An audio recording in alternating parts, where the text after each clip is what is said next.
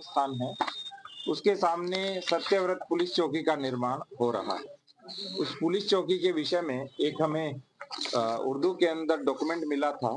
इस डॉक्यूमेंट का अनुवाद भी उन्होंने दिया था। ये हमारे पास एक अनुवाद है पूरा, जो इसके अंदर कुल 20 बिंदु दिए हुए हैं और उन 20 बिंदुओं में लिखा हुआ है कि ये चारों ओर उत्तर, दक्षिण, पूर्व, पश्चिम की चौहद्दी या बाउंड्री है और इनके बीच की संपत्ति वक्फ है।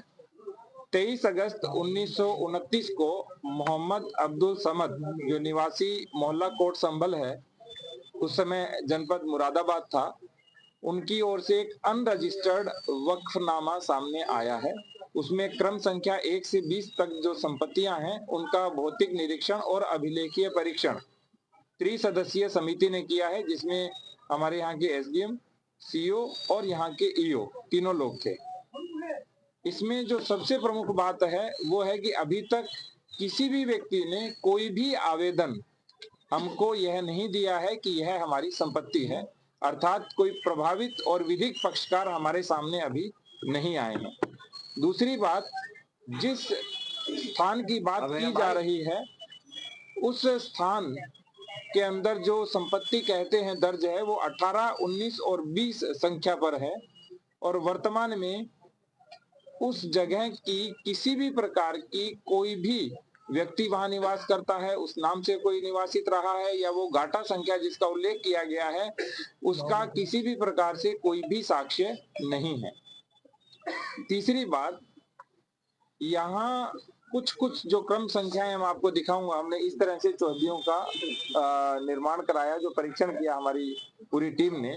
उन्होंने देखा कि जो क्रम संख्या 9 के ऊपर एक अंकित चौहद्दी है, तो ग्राम बिछोली तथा शेर खां सराय दोनों के बीच की दूरी 4 किलोमीटर है और बीच की 4 किलोमीटर की पूरी भूमि उसके अंदर वक्फ के रूप में लिखी हुई है, जो अनरजिस्टर्ड, बिना आवेदनकर्ता और बिना किसी स्वामी के है।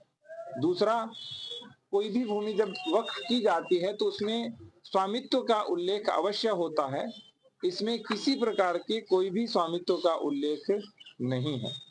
तीसरी बात, वर्तमान जो भूमि है वहां पर कोई मकान स्थायी अस्तित्व में नहीं है। किसी प्रकार के जो नाम दिए गए हैं उस प्रकार के नाम भी वर्तमान में अस्तित्व में नहीं है। तो इससे ये प्रश्न चिन्ह उठता है कि जिस भूमि की बात की जा रही है, जो वक्फ की गई है, उसकी वास्तविकता क्या है। किसी ने अभी इसके विषय में हमें अवगत नहीं कराया है। उस वक्फनामे को देखें तो जनपद संभल की हजारों बीघा भूमि का बैनामा कर दिया गया है, जबकि मोहम्मद अब्दुल समद की अपनी संपत्ति का उसमें कोई उल्लेख नहीं है। उस वक्फनामे में यह भी लिखा हुआ है कि अपनी संपत्तियां मदरसे के निर्माण हेतु दे रहा है। तो क्या कोई व्यक्ति हजारों बीघा भूमि मदरसे के निर्माण हेतु दे रहे हैं? तो 1 से लेकर के 20 तक की संपत्ति में कहाँ मदरसा बनना है, कौन सा मदरसा बना है और किस तरह से उस मदरसे का निर्माण होगा, उसका कोई उल्लेख नहीं है। इसके बाद जो नगर पालिका के आसपास का क्षेत्र जितना भी है हमारा, जिसमें सारे सरकारी स्थान हैं, जिसमें तहसील है, पुलिस थाना है, पुलिस चौकियां हैं, डाकघर है और जो विवादित धर्म स्थल है, श्री कल्की मंदिर है, वो भी उन चौहद्दियों के बीच में ही आता है। तो जो अनरजिस्टर्ड, अनवेरिफाइड जो बैनामा है और जो 50 रुपए के स्टाम्प के ऊपर दिया गया है, तो उसके अंदर सारी संपत्तियां भी एक तरह से वक्फ के रूप में लिखी हुई है। किसी ने वक्फ किया भी होगा, मान लेते हैं, हालांकि वो अनरजिस्टर्ड है, कोई प्रमाणित नहीं है, तो भी जो वक्फ अधिनियम है 1995, उसकी धारा 56 कहती है कि कोई भी वक्फ संपत्ति का विक्रय नहीं हो सकता है। तो अभी यह भी संज्ञान में आया है कि इस के आधार पे कोई हमारे यहाँ कोई रजिस्ट्री नहीं हुई, लेकिन मौखिक रूप से और एग्रीमेंट के आधार पे खूब सारी संपत्तियों का क्रय विक्रय भी हो रहा है। तो जो कमेटी की रिपोर्ट है एसडीएम, सीओ और ईओ की, उन्होंने प्रथम दृष्टया संपत्ति क्रमांक संख्या 1 से 20 तक की सारी जो चौहद्दियां हैं, उन्होंने बताया है कि ये फर्जी प्रतीत होती हैं और जो संलग्न वक्फनामा है उसके दस्तावेज भी फर्जी प्रतीत होते हैं। और सबसे बड़ी बात, इसके संबंध में आगे की कार्रवाई कप्तान साहब के माध्यम से हम करेंगे और जो भी विधिक कार्रवाई और वैधानिक कार्रवाई होगी वो की जाएगी।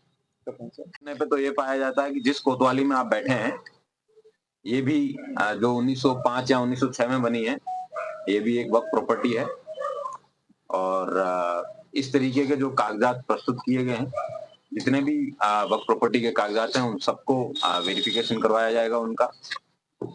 जिसमें सेक्शन 56 है वक्फ एक्ट 1995 का, उसका जो वायलेशन हुआ है, उन सबका भी वेरिफिकेशन कराया जाएगा और जहां पे इसके वायलेशन को पाया जाएगा और फर्जीवाड़े करके डॉक्यूमेंट करके एग्रीमेंट करके तो एक्सचेकर को भी जो लॉस हो रहा है, ये बेनामे कराए जा रहे हैं, जिसका कोई लीगल सैंक्टिटी बेनामे के तौर पे जो सेल डीड के तौर पे होना चाहिए वो नहीं है, उन सब में भी कार्रवाई की जाएगी। और इस पर्टिकुलर केस में जो रिपोर्ट एसडीएम, सीओ और ईओ ने दी है, उसके आधार पे एक अभियोग पंजीकृत किया जाएगा और आगे की कार्रवाई सुनिश्चित की जाएगी। सर, ये अभियोग किसके खिलाफ पंजीकृत करेंगे आप? ये अभियोग वर्तमान में तो अज्ञात के रूप में दर्ज किया जाएगा, लेकिन जिन जिन लोगों के द्वारा ये कागज वहां पे या फिर वक्त में या जहां भी दिए गए होंगे, वो विवेचना में उसके आधार पे कार्रवाई की जाएगी। सर, जो कमेटी की रिपोर्ट बनी है उसमें क्या आया है, कितना पेरीमीटर, कितना एरिया को वक्फ की प्रॉपर्टी बताया गया है और जो कल की मंदिर है स्पेसिफिकली, क्या उसे भी वक्फ की श्रेणी में रखा गया है? पूरा शहर ही है, 4 किलोमीटर का एरिया है, आसपास के गांव भी उसके अंदर वक्फ के रूप में दर्ज किए गए।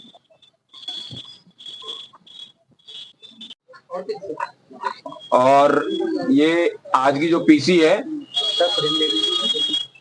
ये एक प्रतिनिधिमंडल जिसने अभी रिसेंटली यहाँ पे विजिट की थी, उसके बाद में कुछ कागज दिए थे, तो मैं डीएम सर से अनुरोध करता हूँ कि उसके बारे में थोड़ा ब्रीफ करने का कष्ट करें।